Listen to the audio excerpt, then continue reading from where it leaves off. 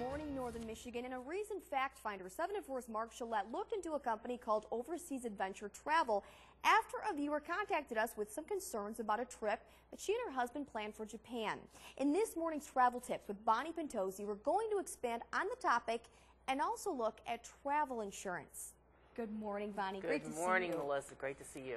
Pretty relevant topic, obviously. We had this couple who had planned a trip to Japan, obviously with what's going on over there, the disasters.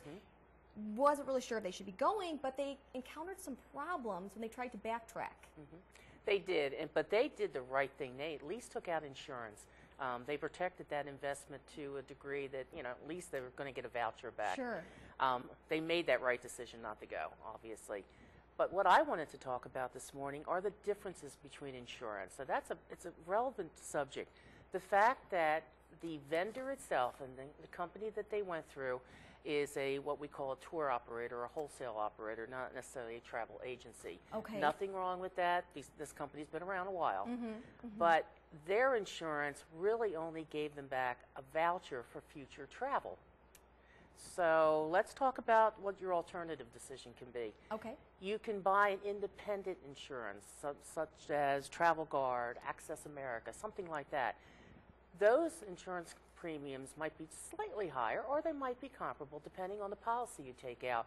But in most cases, you will get cash back as opposed to a voucher with the company for future travel. Okay. Now, they have varying degrees of insurance policies, varying degrees of coverages, so you really have to understand what you're doing.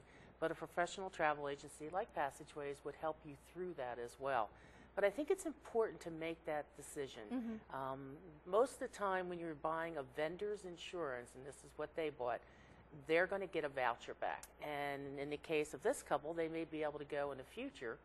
But for a lot of people, they may not be able to go in the future because they had that certain date picked and they may not be able to do it as easily. So I really want people to understand that's an important factor when you're making a decision. Travel insurance is important.